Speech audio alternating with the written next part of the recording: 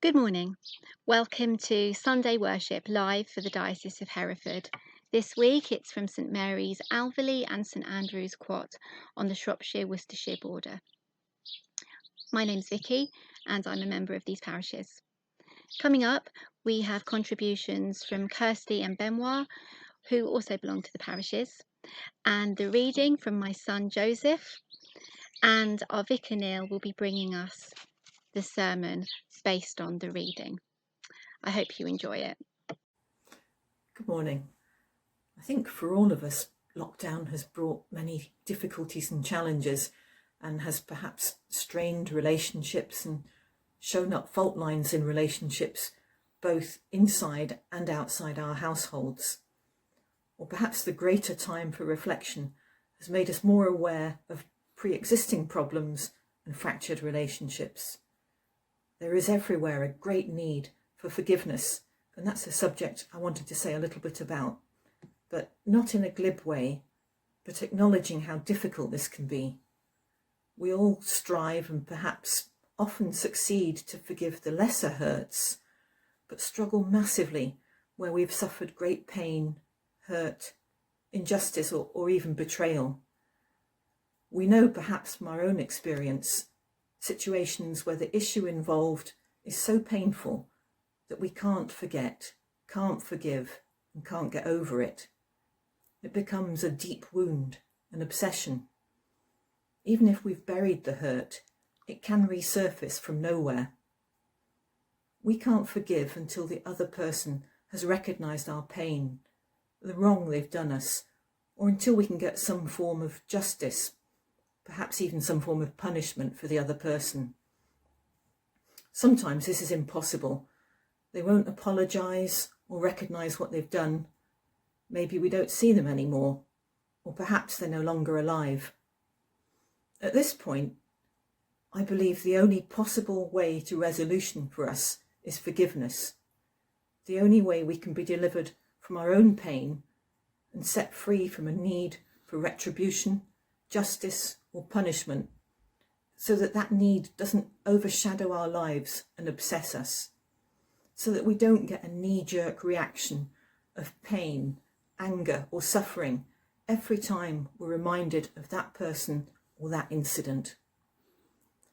Matthew chapter 6, verses 14 to 15 remind us that for a Christian, forgiveness is not optional, it's mandatory.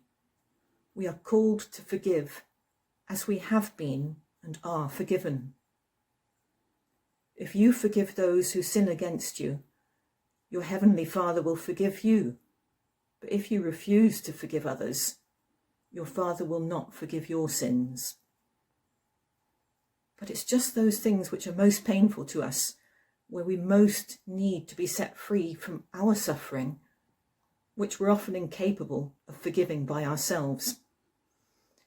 I recently read something of the story of the Dutch woman Corrie ten Boom, who along with other members of her family hid Jews in their home from the Nazi persecution during the Second World War. The family were ultimately betrayed, and Corrie and her sister Betsy were sent to the Ravensbrück concentration camp, where Betsy died. Corrie survived the camp and dedicated her life afterwards to speaking and writing about the love of God and how he can forgive even our worst sins. At the end of one such public meeting in Germany, where Corrie spoke of Ravensbrück and of God's forgiveness, she was approached by a man she recognised as one of the former guards at the camp. He told her he had found Christ as his saviour and knew that he had been forgiven for all the terrible things that he had done, but wanted to hear that she forgave him too. Faced with this impossible situation, as the memories flooded back of all that she and Betsy had suffered at this man's hands, Corrie was thrown back on her own, saying, "Forgiveness is not an emotion, it is an act of the will." As she prayed, saying that she could just manage to stretch out her hand to the man, but God must supply the feeling of forgiveness, she found that suddenly her heart was filled with love for this man, and she was able to say, "With all my heart, I forgive you too." It's Alexander Pope who has said, "To err is human, to forgive divine." In these impossible situations where we cannot get over the insurmountable hurdle by ourselves, we can ask God to help us. This reminds us of the example set by Jesus at his crucifixion, where he prayed, "Father, forgive them, for they know not what they do." Our prayer may need to be, "Father, forgive them, although they know what they do, what they did." But as we see from Corrie ten Boom, the very act of asking for God's forgiveness for those who've wounded us so deeply can shift something in us and move us towards wholeness, healing, and real forgiveness. We may not forget the harm that was done to us, but it can stop hurting us and controlling our thoughts, our feelings, and our lives. As we all know, to be on the receiving end of forgiveness, especially where we expected and perhaps deserved to pay a price for what we've done, is hugely liberating. We feel great relief and gratitude. We enjoy restored relationship. We have the example of God's vast and extraordinary love in forgiving our wrongdoing. I believe that if we could really understand and feel the unexpected, undeserved, and breathtaking generosity of God's forgiveness, it would transform our lives. I'd like to end with a poem by Andy Rain of the Northumbria community. It's about the regenerative effect of being forgiven, but to my mind applies equally to when we are able to act with God in forgiving what to us is unforgivable. There is new life, new hope, new freedom, and new possibilities. I am not here to pass judgment or point the finger at anyone. My name was written in the sand as one who is forgiven. Strengthened with hope, impervious to shame, I will walk freely like the freshness of the dry lands after rain. Let light spill out of heaven through my life, dispelling mediocrity and silent blame. Too many people, guilt-stricken, wounded, walk in regret, feeling bad about failing, apologise even for breathing. Raw belief, a passion for others, grows in me, encircling each moment with instinctive prayer. I will carry the freshness of the dry lands after rain. Compassion lives in me again. Good morning, it's Benoit. I've already been introduced by Kirsty. I'm going to tell you how lockdown has been for me. Quite different to a whole lot of you. Some of it has been sad, but there's been a lot of nice things that happened during this lockdown. I'm just outside Compton, where I normally work on a Monday, but because of the COVID crisis, I've been redeployed to work mainly in New Cross Hospital. Compton has another branch which houses the education centre and also the lymphedema care. This is the team of nurses and doctors that has been working with me, and I'm here in my special equipment to go into a COVID ward. To thank my team members, Jean, Hazel, Hannah, Becky, Lynn, Narendra, and Fiona, and many others who supported the patients with dedication. Thank you for you who caught COVID and had to take some time off to recover. And we would like also to say thank you to the Compton team of nurses and doctors who admitted so many patients from New Cross Hospital to give them a dignity and compassion in the last few days of their lives. Although everybody in the palliative care team who were affected by the virus made a recovery, the brother of one of our nurses passed away from the disease, and one of our consultant colleagues died during the pandemic after a 6-month battle with cancer. I pray God that there will be welcome in His kingdom. This reading is taken from Matthew chapter 13, verses 1 to 9 and verses 18 to 23. That same day Jesus went out of the house and sat by the lake. Large crowds gathered around him, so he got into a boat and sat down, while the people stood on the shore. Then Jesus used stories to teach them many things. He said, "A farmer went out to plant his seed. While he was planting, some seed fell by the road, and the birds came and ate it all up. Some seed fell on the rocky ground, where there wasn't much earth. The seed grew very fast, because the ground was not deep. But when the sun rose, the plants dried up, because they did not have deep roots. Some other seed fell among thorny weeds, which grew and choked the good plants. Some other seed fell on the good ground, where it grew and produced a crop. Some plants made 100 times more, some made 60 times more, and some made 30 times more. You people who can hear me, listen." So listen to the meaning of the story about the farmer. What is the seed that fell by the road? That seed is like the person who hears the message about the kingdom but does not understand it. The evil one comes and takes away what was planted in the person's heart. And what is the seed that fell on the rocky ground? Well, the seed is like the person who hears the teaching and quickly accepts it with joy. But he does not let the teaching go deep into his life, so he keeps it only a short time. When trouble or persecution come because of the teaching he accepted, he quickly gives up. And what is the seed that fell among the thorny weeds?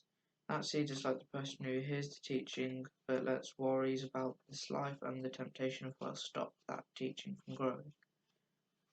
So the teaching does not produce fruit in that person's life.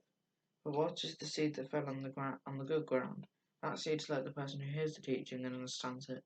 That person who grows and produces fruit, sometimes 100 times more, sometimes 60 times more, and sometimes 30 times more. This is the word of the Lord. Thanks for that. That was really good. When I was a young lad, growing up in rural Warwickshire, I used to every summer help with the hay baling for the farmer. Many of us would do it, and every Friday we would collect round the farmer's door after working the whole week to get our wages. Almost a biblical scene, isn't it?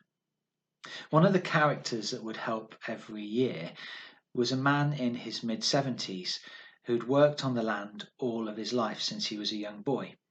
The guy could still throw a bale of hay right back into the corner of a barn like no one's business. Truly amazing. As I worked with him, I got to know him a little bit more, and he had a very sad story. He had been left abandoned as a baby on a doorstep, never knew his family, and the stigma of that in that age when he was born meant that he kept himself to himself. He was very much a lonely man. He faced poverty, he faced persecution, and he faced ridicule.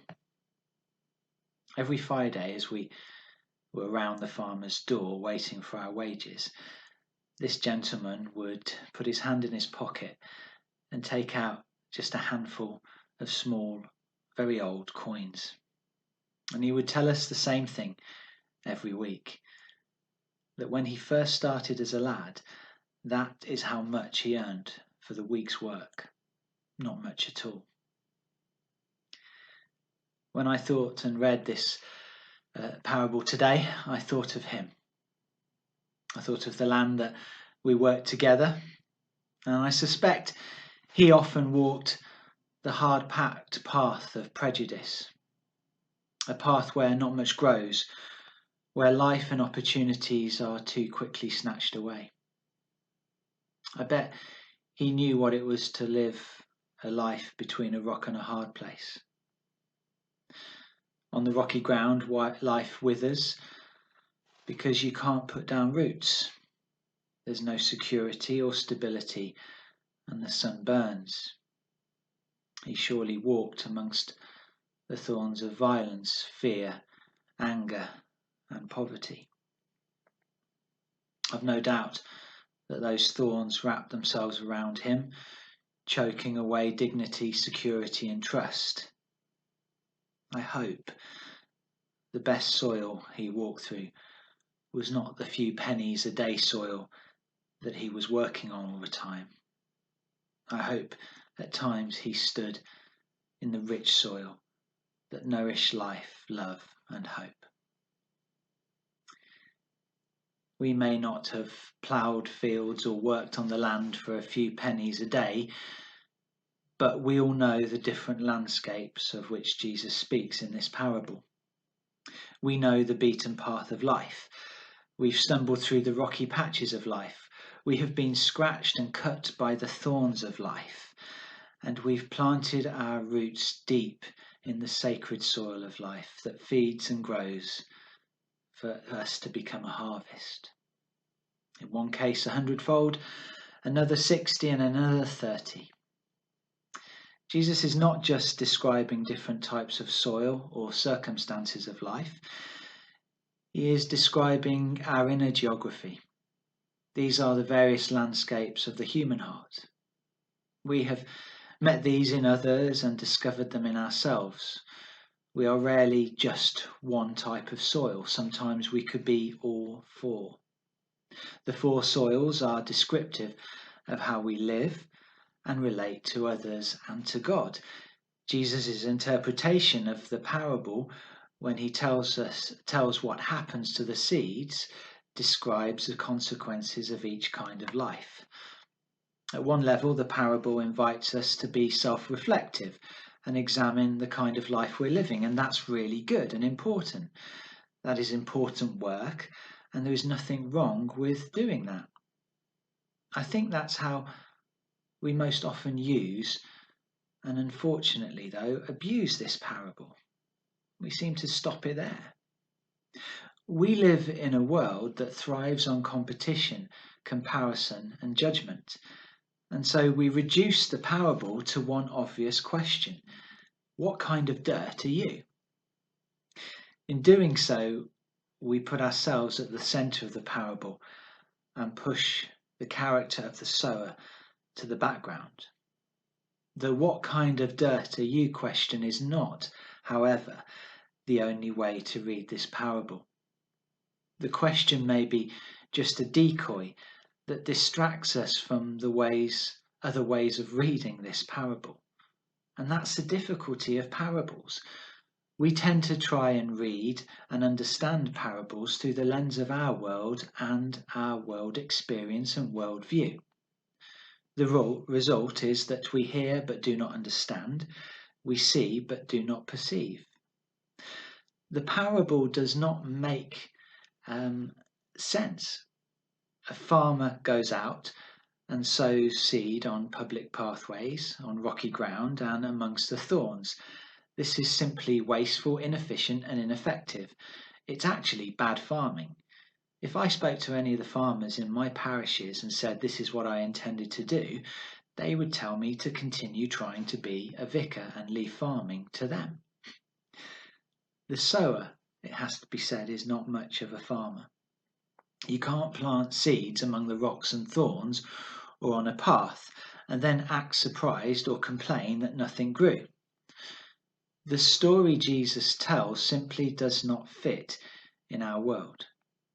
To know that is the beginning of understanding this parable. The parable offers a different perspective, a new worldview. They give us a glimpse into God's world and what God is like. They heal our eyes and our ears so that we might understand and hear, see and perceive. Parables are not meant to test human intelligence, thank goodness. They are seeds of grace that test our heart's willingness to surrender and to be enveloped in the always surprising generosity of God. The surprising generosity of God is exactly what the parable of the sower reveals to us. As different as the 4 soils are, they all hold 2 things in common: seeds and the sower. The sower sows the same seeds in all 4 soils with equal hard work, equal hope, and equal generosity. The sower does so without evaluation of the soil's quality or potential. There is no soil left unsown. This is not about the quality of dirt. It's actually about the quality of God, the divine sower. We want to judge what kind of dirt we are, while God simply wants to sow his life into ours. Whether we are a few pennies a day soil, £1,000 a day soil, we are sown with the seeds of God. No life, no person, no soil is left unsown. Seeds here, seeds there, seeds everywhere. That seems like poor planning. Given today's economy, that's just wasteful. By today's farming practices, it is inefficient. With the cost of seeds and the time spent sowing, it may not even be profitable. These are not, however, the sower's concerns. They are our concerns.